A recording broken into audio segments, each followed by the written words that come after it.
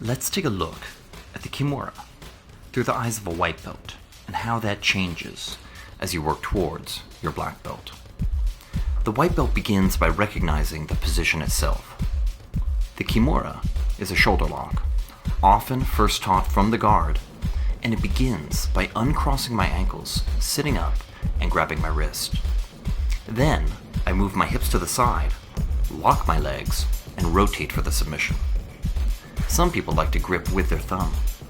Others prefer no thumbs. There are many ways to do this technique.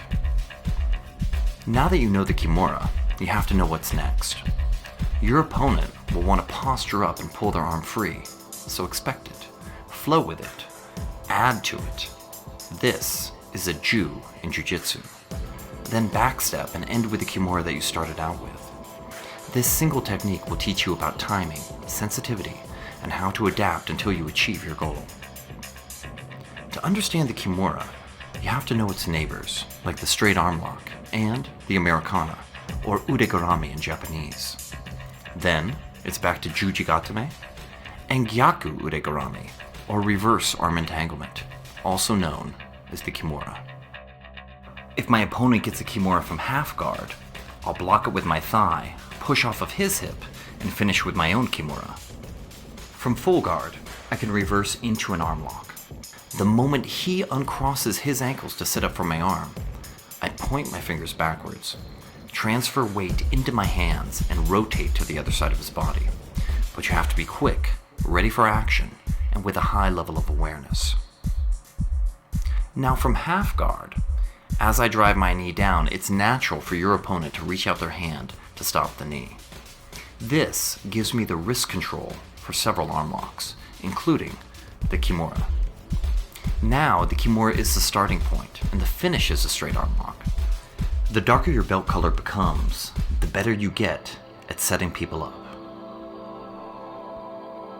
Take the Kimura during the guard pass, and lift the hand as it comes off of your leg. You're not forcing his hand, you're guiding him. It's a moment during a transition, but that's where the magic is. Then take advantage of his position by bridging, sweeping him over, and finishing with the Kimura.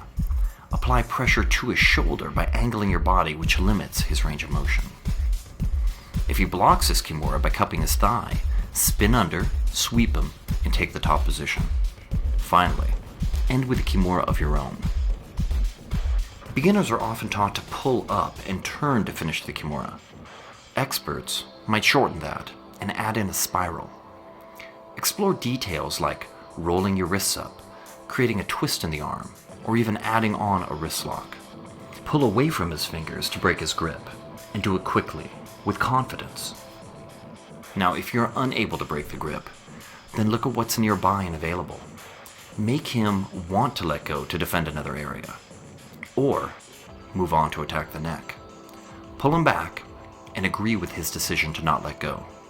Perhaps even assist him with a bind as you move on to the next target. The epiphanies will continue. You'll find the Kimura as they defend the triangle. It can be a full Kimura with the wrist, pulling with your arms and extending with your legs. Or it could be achieved by rolling his elbow forward. Improvised mechanics are a signature of the advanced game. And of course, the Kimura can also lead to the triangle, or arm lock. They're all equal to the black belt, taken without attachment. Fixation can backfire. Globalize your game.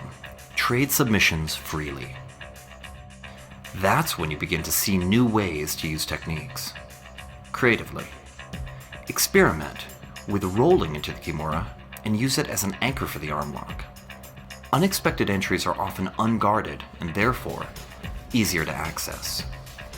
Use this idea to spin to a back triangle and finish with the Kimura. Different angle, different position, same Kimura. Assemble what you can while in the air and apply when your positioning is secure. Now, you're really starting to understand that at black belt, the Kimura is everywhere. Off of a waist grip to the Kimura.